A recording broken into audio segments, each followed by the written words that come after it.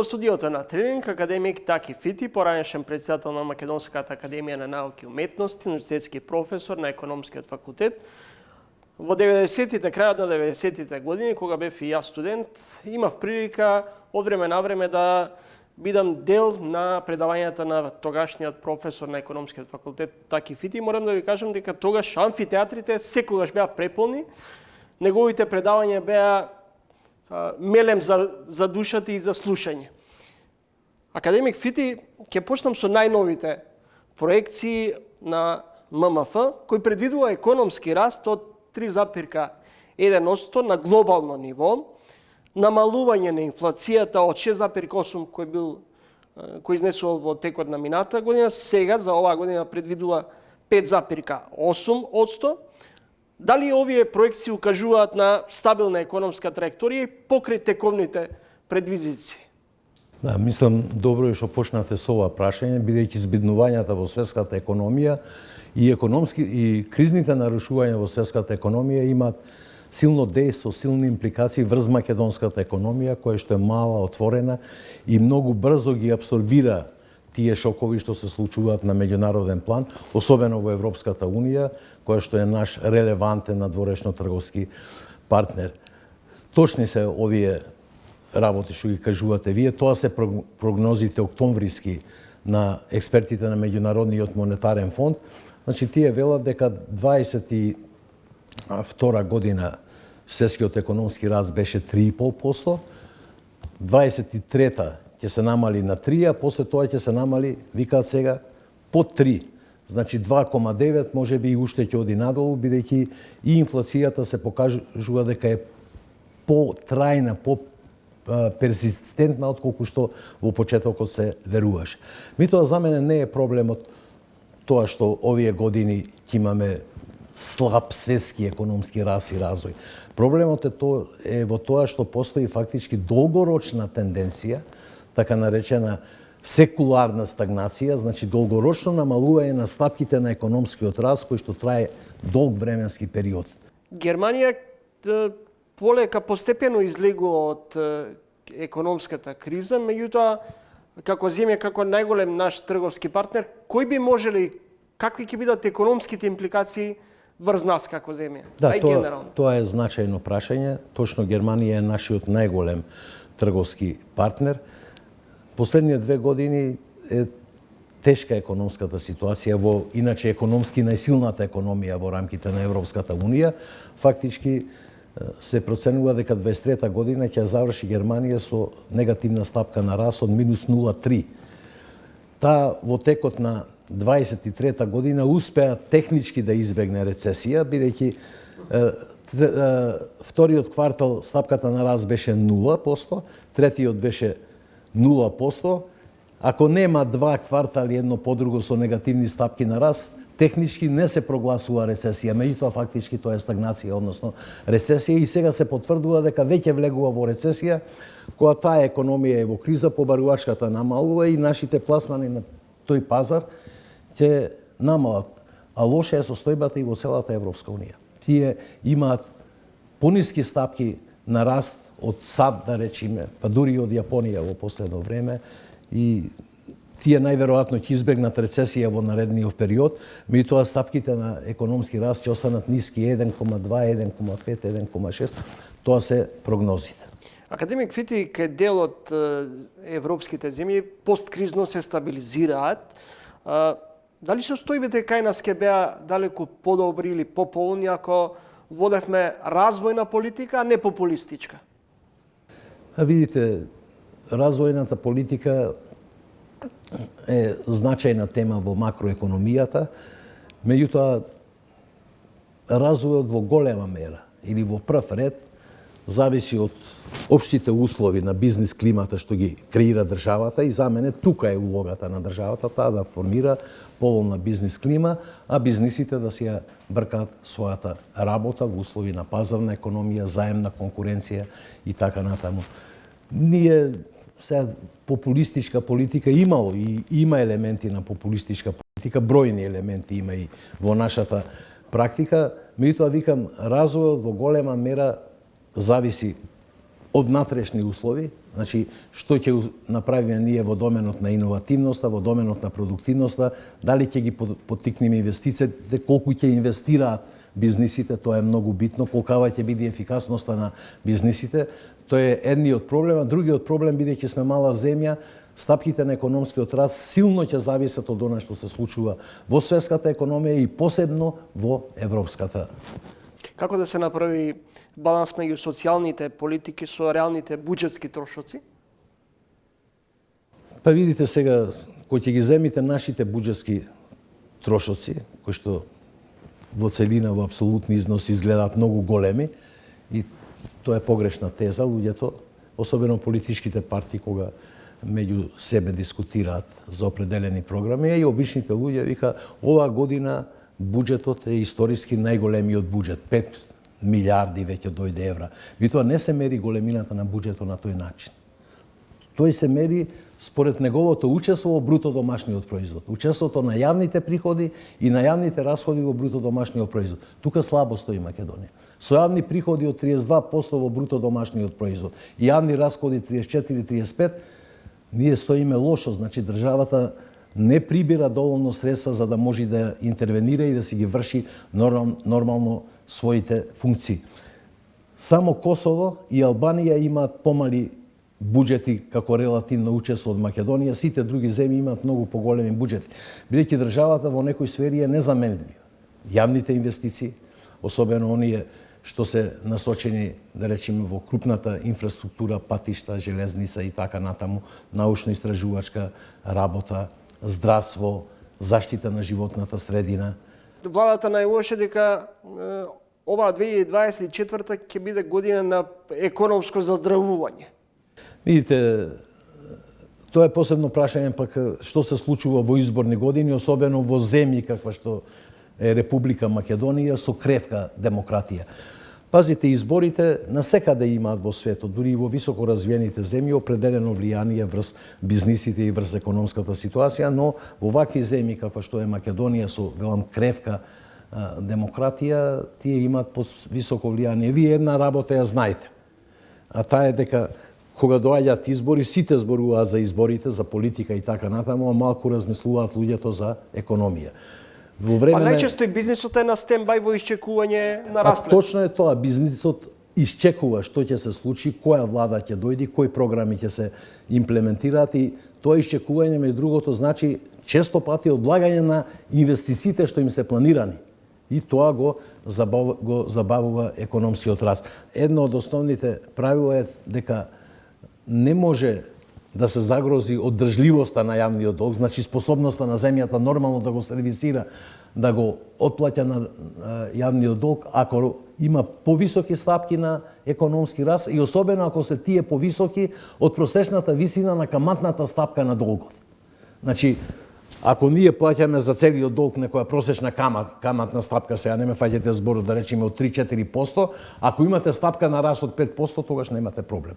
Но кај не се одредени анализи велат дека јавниот долг, кога сме кај јавниот долг, година може да ја надмине реалната граница од 60 и таа да надмине околу 62% од БДП. Да, можно е тоа сценарио со оглед на тоа што имаме и големи обврски за отплаќање на старите долгови, а знаете, ние сме во ситуација, како и многу други земји, да ги отплаќаат старите долгови со тоа што одите на нови задолжувања. Каматите се исто така изворедно високи, кои што пристигнуваат со тие порано еврообврзници и слично. Видите, кај нас јавниот долг расти релативно долг период. После 2008 година, кога учеството на јавниот долг беше околу 22% во бруто домашниот производ, за 6 години се дуплираше на 44%, после тоа беше за време на големата рецесија, после тоа се случи кризата од ковид, каде што во светски размери уште повеќе растеа јавните долгови, тој надмина 60%, и јас верувам дека тој ќе биде 61-62% сега, онака како што одат обврските, и при намалени стапки на економски раст. Дали со овој тренд на перманентно задолжување ние реално ќе можеме да ги сервисираме јавниот државниот долг? Па ќе можеме да ги сервисираме под услов дека ќе го динамизираме економскиот раст. Дека стапките на економскиот раст полека со тек на време ќе дојдат барем на потенцијалот на економијата, тоа значи 4,5-4,6% во просек во еден долг временски период.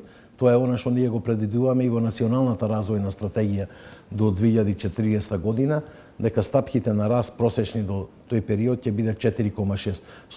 Со такви стапки на раст немаме проблем. Јас не се сложувам со дел од мои колеги кои што се уште тврдат дека задолженоста на Македонија е умерена. Јас споредувам со задолженоста не на Јапонија, на САД, ми тоа работите се сосема различни. Нашиот бруто надворешен долг е 78%, а бруто надворешниот долг покрај јавниот долг го содржи и долгот на предпријатијата, на корпоративниот сектор. Сега, ама тоа не е задолженост на државата. Точно, меѓутоа, тие пари мора приватниот сектор исто така да ги враќа и тоа значи одлив на девизи. И тоа значи терет на крајот на краиштата на долгот. Значи, што е основно? Долгот може да биде одржлив само по претпоставка ако успееме да го динамизираме економскиот раст. Недела имаше една анализа која помалку изгледа фрапантна, а тоа е дека повеќе од 2 години во Македонија не се објавуваат податоци за сиромаштија. Последниот пат Државниот завод за статистика податоци за стапка на сиромаштија објавил во мај 2022, а се однесувале за 2020. Дали при една ваква состојба може да се креира долгорочна економска стратегија? Кризата од ковидот траеше кратко. Тоа е многу интересно. Тоа траеше само 2 месеци според официјалната евиденција во доменот на економската активност. Според официјалната евиденција и според методологијата на Националното биро за економски истражувања на САД. Тоа биро во светски размери ги датира економските, односно бизнес циклусите. Кризата траеше само 2 месеци на економски план, меѓутоа таа го предизвика најголемиот пат на бруто домашниот производ во последните 100 години. Светски рамки во април таму кога се јави кризата, ние имавме во 20 година, имавме во светски размери пат од 15-16%, толка беше и во Европската Унија, во Македонија беше 14-15 и така натаму. Така да видите, во таа ситуација нормално е стапките на сиромаштија да растат, меѓутоа, добро, сега ние имаме и социјални трансфери, еден дел се амортизира со тие големи пакети што владата ги испоражуваше, 3 пакети за време, да речеме, на COVID-19.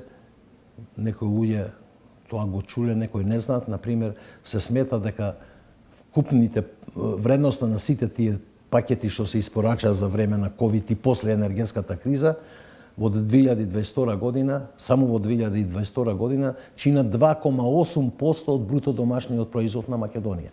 Тоа не е малку и тоа релативизираше многу прашања. Друго е прашање колку беа ефикасни тие мерки, тука има и спорови и така натаму, колку беа таргетирани според најранливите категории на населението и според предпријатијата на кои што најповеќе им беше ова помош, за тоа може да се дискутира, меѓутоа тие мерки ублажија доста. Академик Фити, речи си 1 година од подпишувањето на договорот со американско-турскиот конзорциум Бехтел-Енка за изградба на коридорите 8 и 10Д. Пропадна и тендерот со Чебрен, со грчкиот, потенцијалниот грчки инвеститор, кој во последен момент се откажа. Како идната македонска влада, кој да ја формира, ќе го започне, например, проектот за изградба, ќе го реализира проектот за изградба на двата коридори?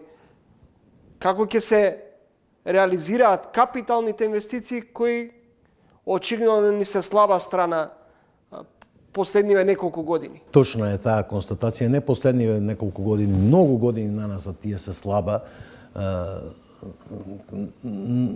Како да речам, наша болка се, бидејќи се многу значајни, од една страна имат големо значење за вкупниот економски развој, тоа е развојната компонента, како што спомена во животот.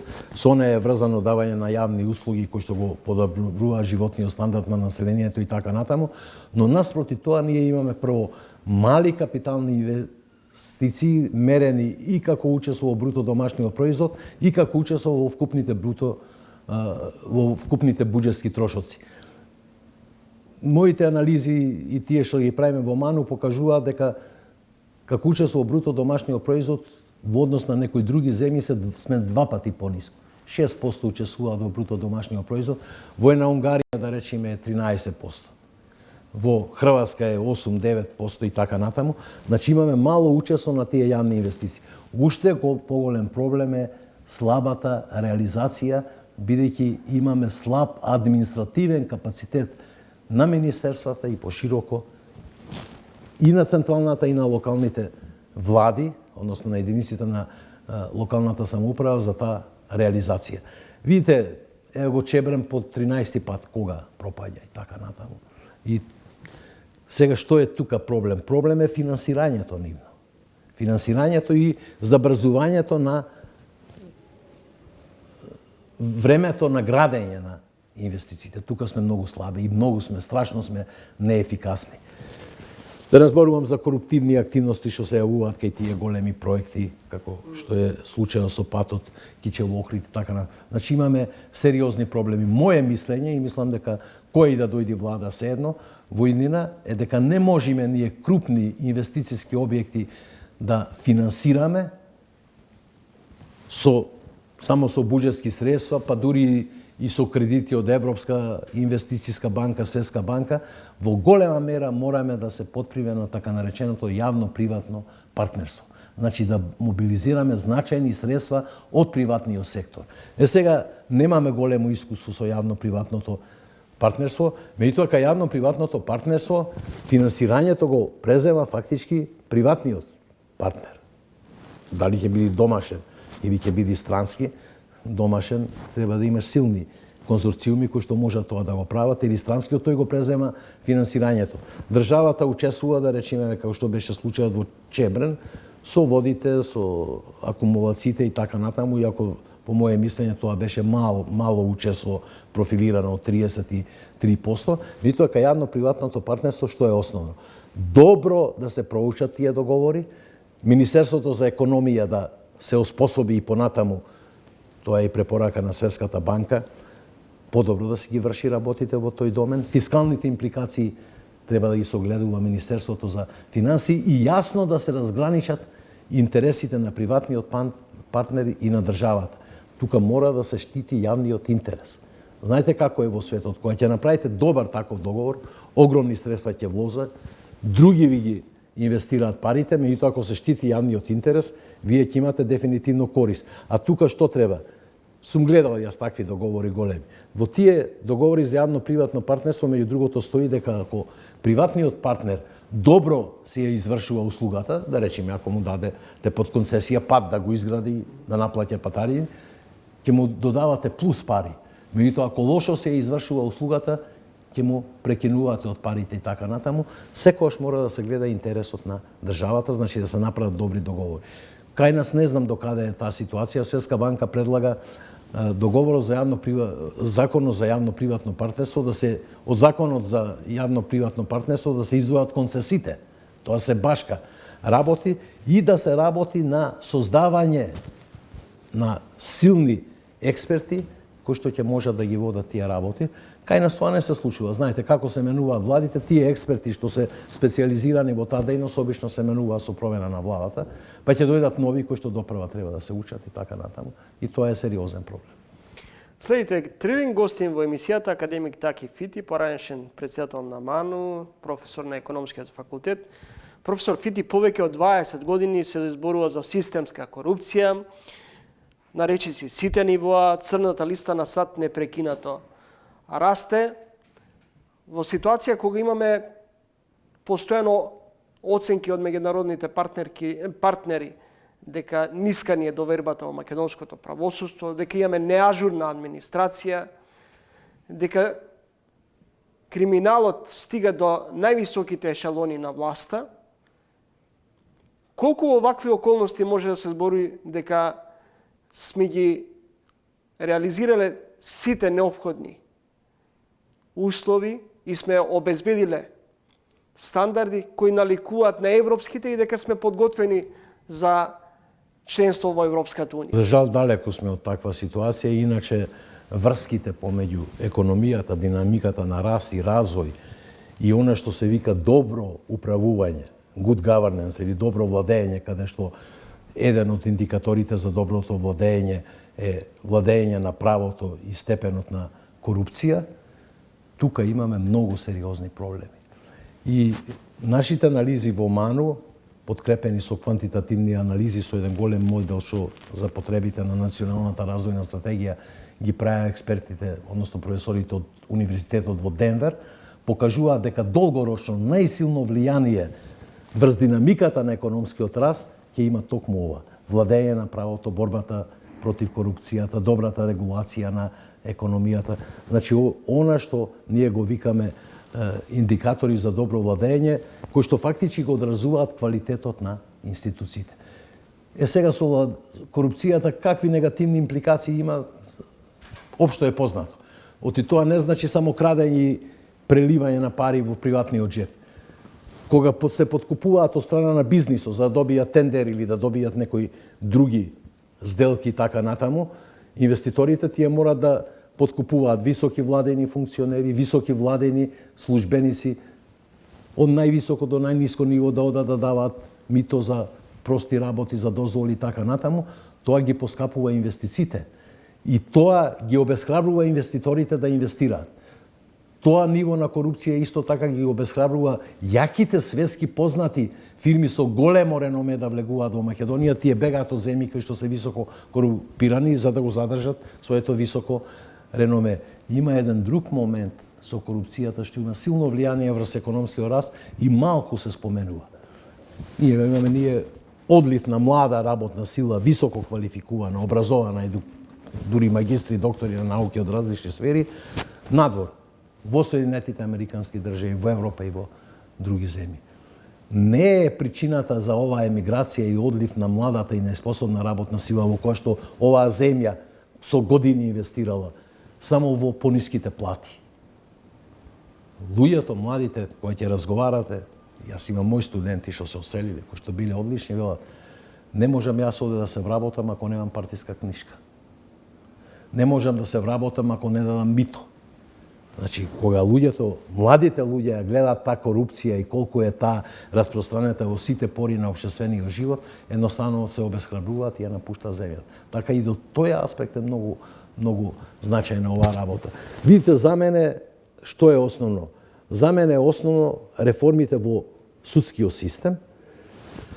Ако направиме добар, ефикасен судски систем и ако со тек на време ја елиминираме неказнивоста, тогаш можеме да очекуваме добри резултати во доменот на корупцијата. Има неказнивост. Стално слушам. Направиле ова, направиле она, па долги процедури, па ослободување или благи казни и така натаму. Таа работа не оди. Треба да се зајакнат судските инвестиции.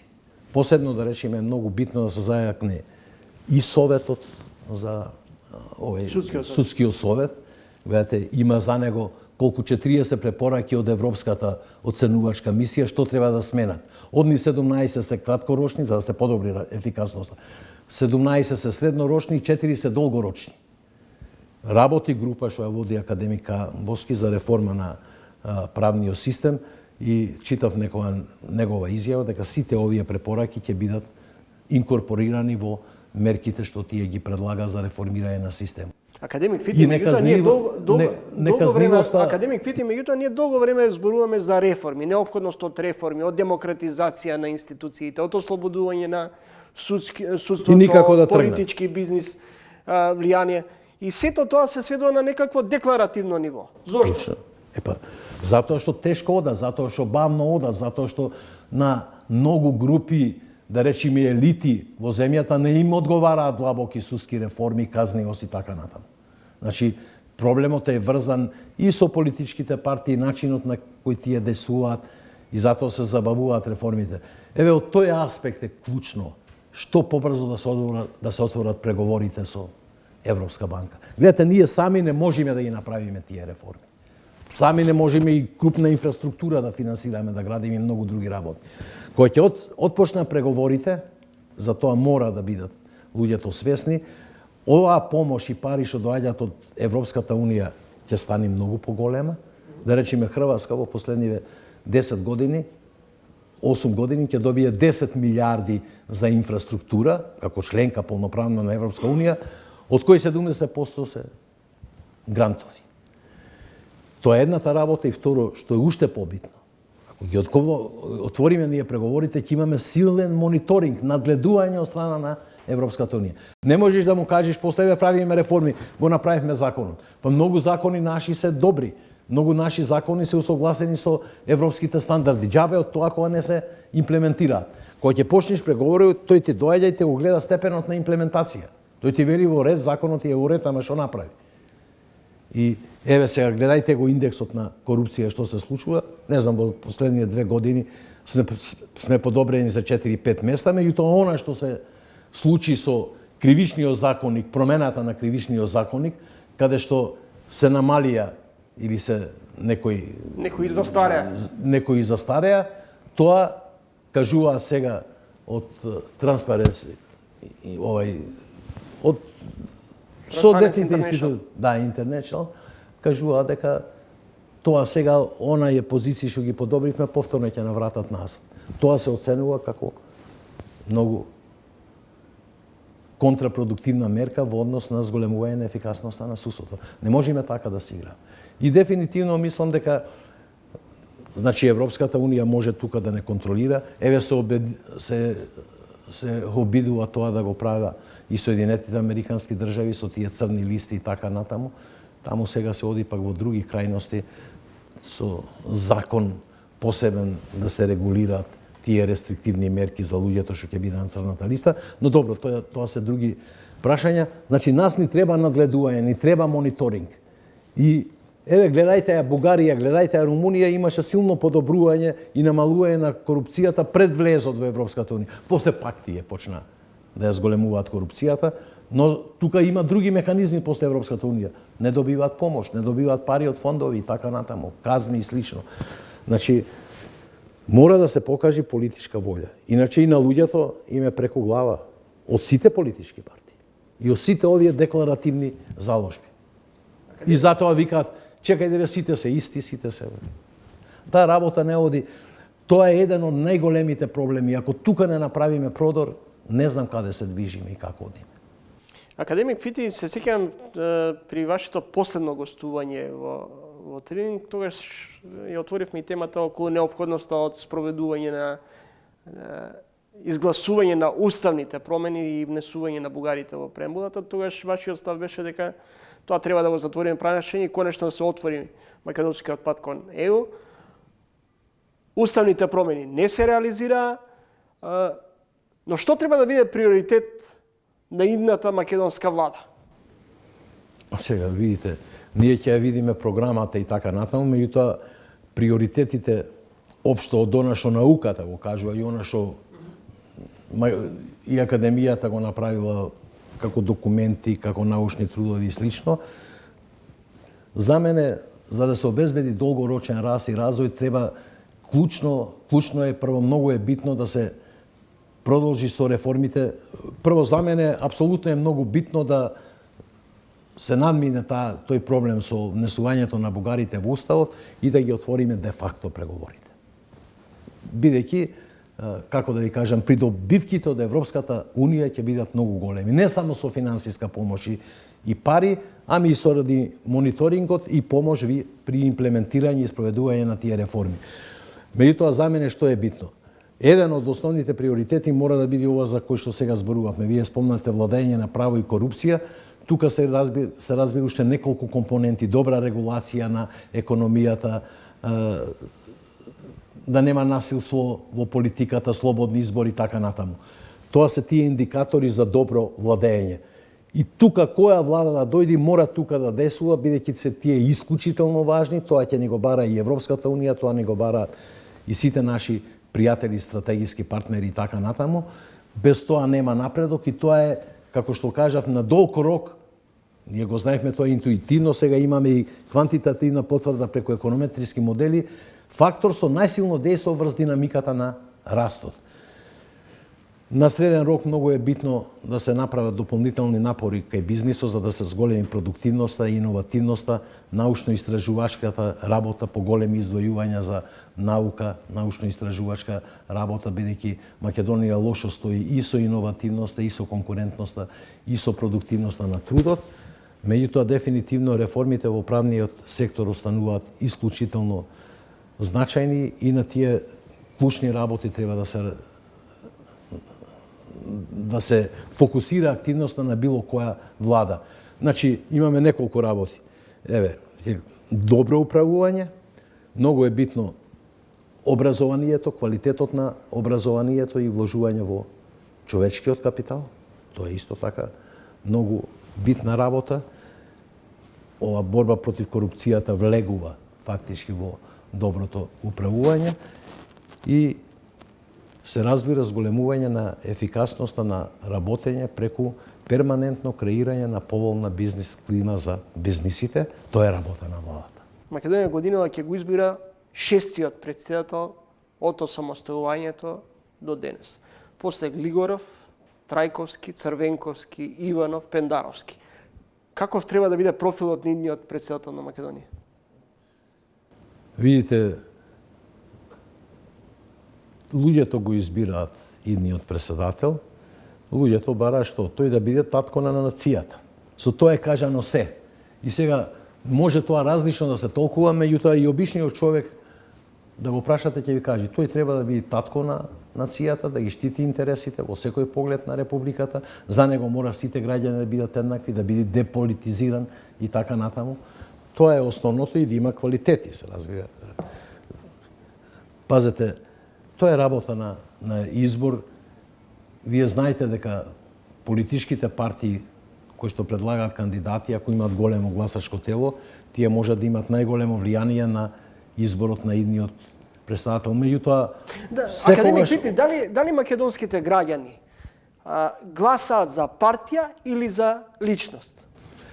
Па видите, тоа треба да се направат анкети. Меѓутоа, од она што јас го знам и што разговарам и со луѓе кои што се од областа и кои што имаат испитувања, полекано сигурно расте бројот на луѓе во Република Македонија кои што и кога се во прашање парламентарни избори, кога е во прашање претседател, се повеќе се определува за личност. Уште имаат силно влијание партиите, тоа се гледа по фактот што ако некој е независен, не може да помини ако нема поддршка од една од двете големи политички партии. Меѓутоа, се менува полека ситуацијата. Луѓето сваќаат дека е битно тој да биде татко на нацијата, тој да ги застапува интересите за сите, а не да се инволвира партиски, да фаќа страна на една, да фаќа политики на една или друга страна и така натаму. И луѓето се повеќе тоа го разбира. Но уште не сме дошле до степен каде што ќе биде пресудно на личноста. Па и гледате, тоа е така, еве гледате, во САД што се случува се. Во САД ги имаш републиканците, ги имаш демократите, сега граѓаните таму веќе, бидејќи таму личноста, покрај тоа што е битна и партиската припадност, личноста на претседателот игра голема улога. Последните анкети што кажува? Низ досади и од едниот и од другиот. Прво се стари. Читајте тоа. И има големи истражувања во Соединетите Американски држави, не се задоволни нити од едниот, нити од другиот. И прво вика се стари и не можат да водат како што треба Америка. Ви благодарам за гостувањето. Благодарам и на вас. Следуваат реклами, а потоа продолжуваме со следните содржини за ово издание на Тренинг. Следете не.